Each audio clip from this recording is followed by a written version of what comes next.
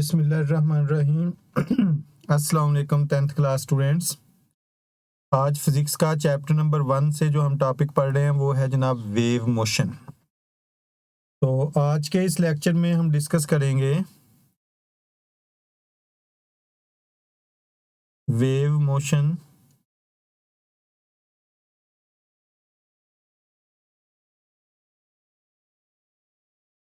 Importance, कि wave motion की importance क्या है। फिर हम बात करेंगे वेव मोशन क्या है। फिर हम लोग दो एक्टिविटीज़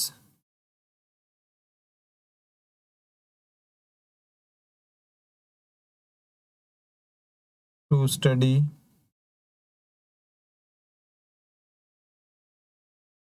वेव मोशन, और उसके बाद हम बात करेंगे टाइप्स ऑफ वेव्स पे, और उसमें हम डिस्कस करेंगे mechanical waves, electro magnetic waves. तो ये चीज़ें हम डिस्कस करेंगे। तो सबसे पहली बात जी, वेव्स की इम्पोर्टेंस क्या है। Now days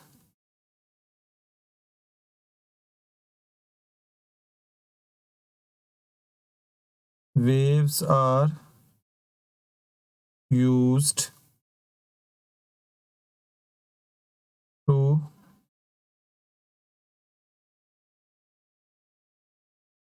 transfer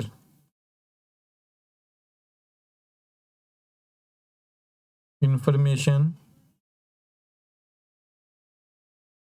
from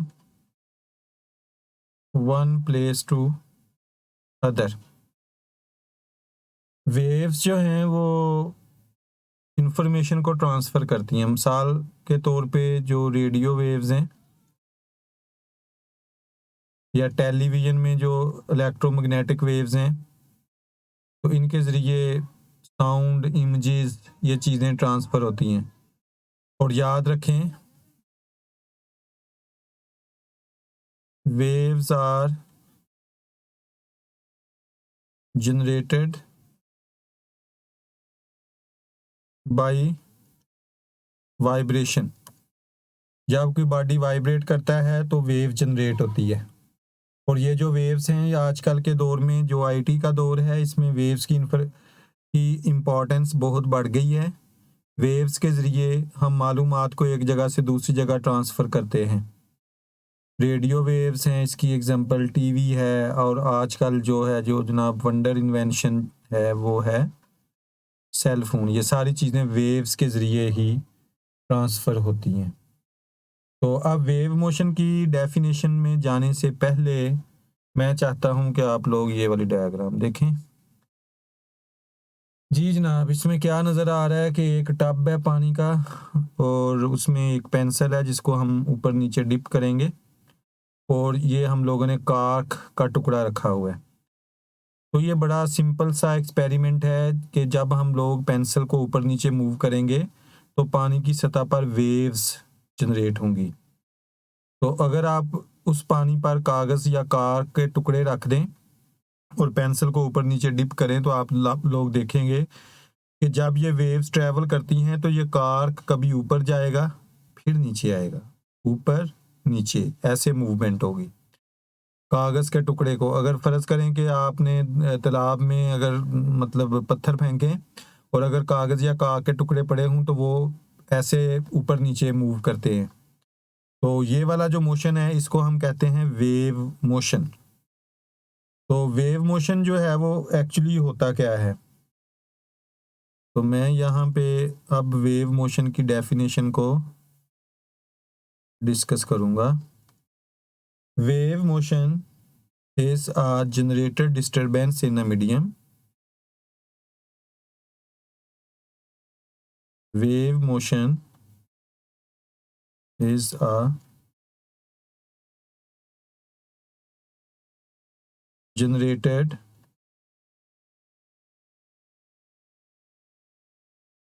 disturbance in a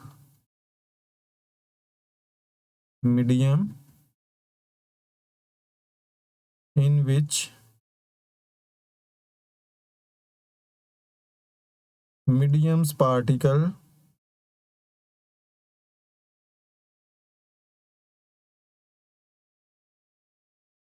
moves to and fro about a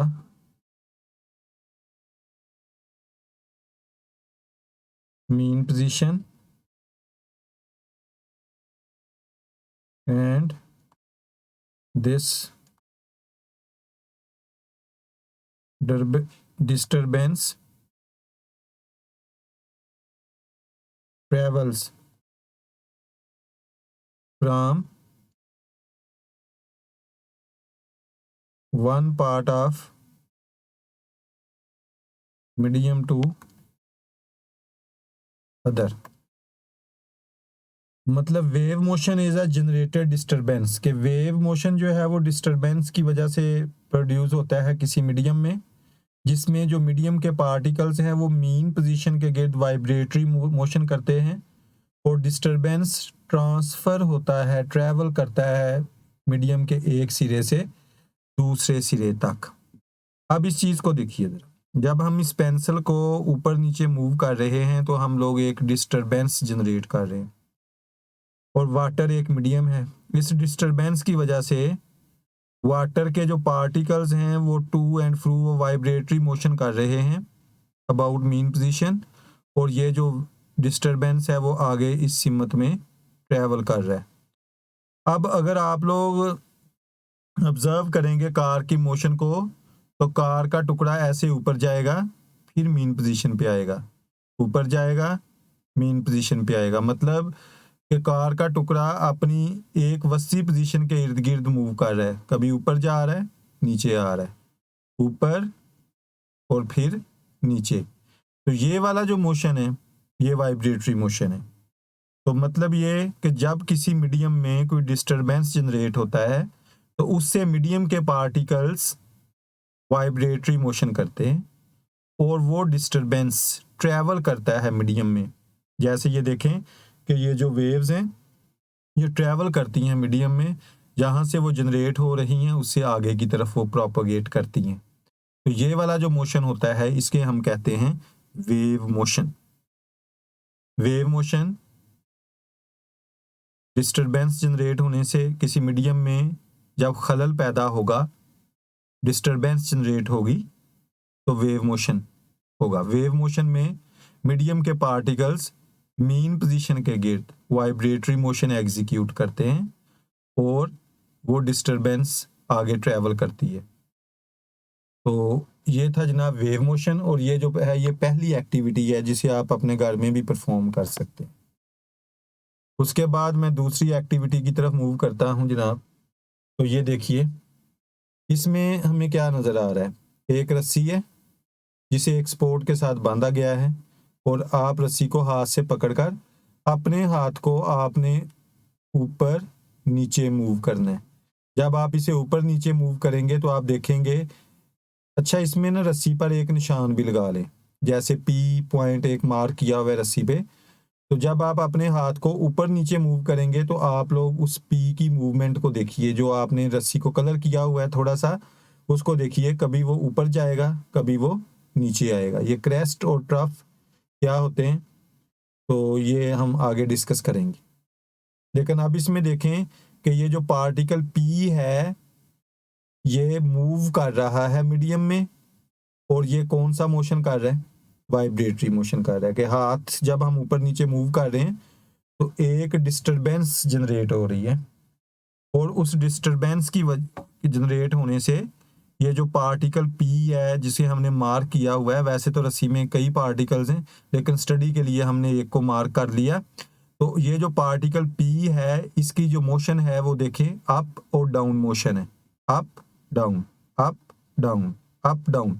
मतलब ये एक मीन पोजीशन के गिर्द जो है ये मूव कर रहा है और अपने मोशन को बार बार रिपीट कर रहा है, और ये वेव मोशन है। तो ये थी जनाब हमारी एक्टिविटी नंबर 2।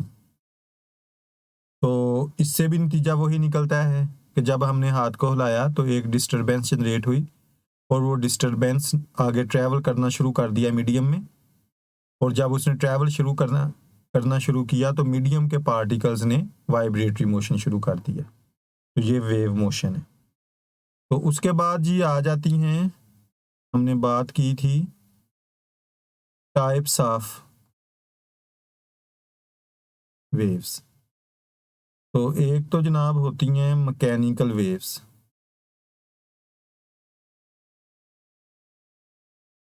मैकेनिकल वेव्स क्या है? The waves which require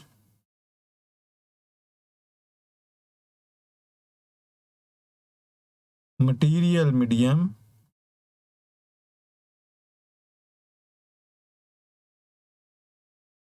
for their propagation।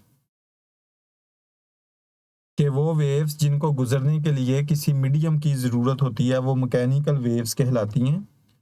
तो इसकी मिसाल क्या है जी? इसकी मिसाल है साउंड वेव्स जो होती हैं।